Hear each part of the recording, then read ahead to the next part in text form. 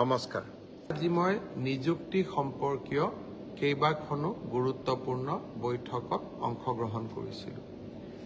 য'তে মই যাওঁ তাতে আমাৰ আৰক্ষীত আবেদন কৰা ল'ৰা ছোৱালীসকলে মোক সুধি থাকে যে দাদা মামা পুলিচৰ ফিজিকেল ইণ্টাৰভিউ কেতিয়াৰ পৰা আৰম্ভ হ'ব। আমি অসম পুলিচত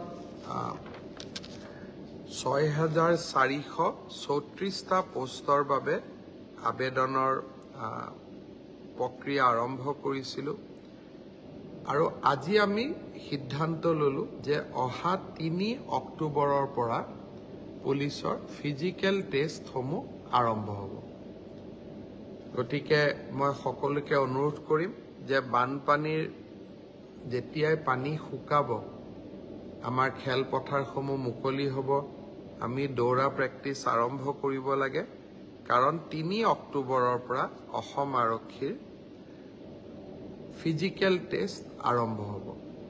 মোৰ লক্ষ্য হৈছে যে ফিজিকেল টেষ্ট, ৰিটেন আৰু ভাইভা তিনিওটা প্ৰক্ৰিয়া সম্পূৰ্ণ কৰি এই বিত্তীয় বৰ্ষতে আমি যাতে এই ৬,৪৩৪টা পদ ভৰ্তি কৰিব পাৰোঁ,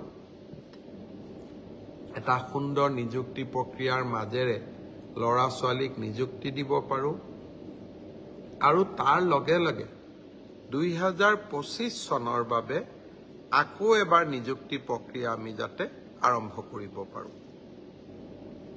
বিভিন্ন স্থানত গ'লে ছাত্ৰ ছাত্ৰীসকলে ADREৰ পৰীক্ষাসমূহ কেতিয়া অনুষ্ঠিত হ'ব সেই বিষয়েও মোক প্ৰশ্ন কৰে। আজি আমি সেই বিষয়েও এখন বৈঠক কৰিছিলোঁ।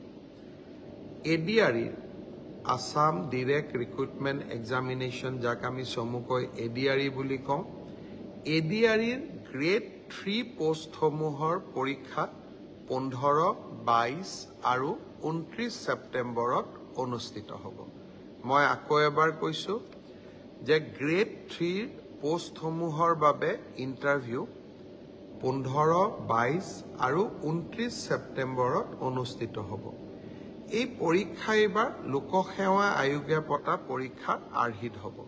প্ৰথমতে প্ৰিলিমিনাৰী পৰীক্ষা হ'ব, তাৰ পিছত মেইনছ হ'ব আৰু মেইনছৰ পিছত আমি ভাইভা প্ৰক্ৰিয়াৰ মাজেৰে আমি সমগ্ৰ ইণ্টাৰভিউ প্ৰক্ৰিয়াটো সমাপ্ত কৰিম। প্ৰিলিমছ এক্সাম তৃতীয় শ্ৰেণীৰ পদসমূহৰ বাবে 15, 22 আৰু 29 ছেপ্টেম্বৰত অনুষ্ঠিত হ'ব। আজি আমি জুলাই মাহত আছোঁ। মই আশা কৰিম যে আমাৰ শিক্ষাৰ্থীসকলে, চাকৰি প্ৰাৰ্থীসকলে যাতে পঢ়া শুনা আৰম্ভ কৰে। ঠিক সেইধৰণে চতুৰ্থ শ্ৰেণীৰ বাবেও আমি একেটাই ব্যৱস্থা হাতত ল'ম। প্ৰথমতে প্ৰিলিমছ, তাৰপিছত মেইনছ আৰু তাৰপিছত ভাইভা ভচি। গ্ৰেড 4 বা চতুৰ্থ শ্ৰেণীৰ পদৰো প্ৰিলিমছ 20 আৰু 27 অক্টোবৰত অনুষ্ঠিত হ'ব। আমাৰ গ্ৰেড 3ত প্ৰায় 7,500 পোষ্ট আছে আৰু গ্ৰেড 4ত প্ৰায় 4,500 বা আৰু অলপ 100-200 বেছি, ইমানখিনি আমাৰ পোষ্ট খালী হৈ আছে। এটা স্বচ্ছ নিযুক্তি প্ৰক্ৰিয়াৰ মাজেৰে আমি এই পদখিনি পূৰণ কৰিম। এলিমেণ্টাৰী এডুকেশ্যন, প্ৰাথমিক শিক্ষা বিভাগৰ শিক্ষকসকলৰ নিযুক্তিৰ প্ৰক্ৰিয়াও খুব সোনকালে আৰম্ভ হ'ব। অৱশ্যে ছেকেণ্ডাৰী এডুকেশ্যনত আমাৰ অকণমান সময় লাগিব, কাৰণ প্ৰথমবাৰৰ বাবে অসমত আমি গ্ৰেজুৱেট টিচাৰ মেথছ বুলি এটা নতুন পদ সৃষ্টি কৰিব খুজিছোঁ। আমাৰ স্কুলবিলাকত, হাইস্কুলবিলাকত ইমান দিনে গ্ৰেজুৱেট টিচাৰ ছায়েন্স আছিলে, মেথছৰ বাবে সুকীয়া শিক্ষক নাছিলে। যোৱা কালি শিক্ষা বিভাগৰ লগত মই বহুত দেৰি বহিছিলোঁ আৰু আমি এটা সিদ্ধান্ত লৈছোঁ যে আমাৰ হাইস্কুলবিলাকত গ্ৰেজুৱেট টিচাৰ মেথছ বুলি এটা সুকীয়া পদ হ'ব লাগে, যাতে গণিতৰ ওপৰত আমি একোজন শিক্ষক নিযুক্তি দিব পাৰোঁ। গণিতৰ শিক্ষক নোহোৱা বাবে আমাৰ স্কুলসমূহত শিক্ষা ব্যৱস্থাত বহুত জটি পৰে। শিক্ষা বিভাগে কেইবা হাজাৰো, বিশেষকৈ প্ৰথম অৱস্থাত প্ৰায় 2000 গণিত শিক্ষকৰ পদ সৃষ্টি কৰিব লাগিব। সেয়েহে মাধ্যমিক শিক্ষকৰ নিযুক্তি প্ৰক্ৰিয়াটো এমাহ বা 2 মাহ পিছত আমি আৰম্ভ কৰিম।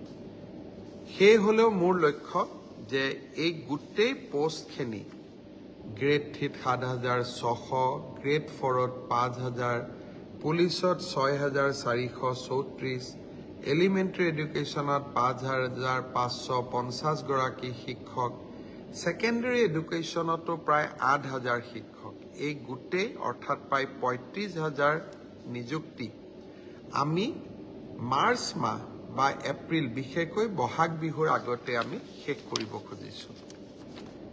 ছাত্ৰ ছাত্ৰীসকল, যুৱক যুৱতীসকল, নিকা নিযুক্তি মোৰ দায়বদ্ধতা আছিল। বহু সময়ত বহুতে কয় যে মেৰিটত নিযুক্তি পাইছোঁ, চৰকাৰক কিয় খাতিৰ কৰিব লাগে।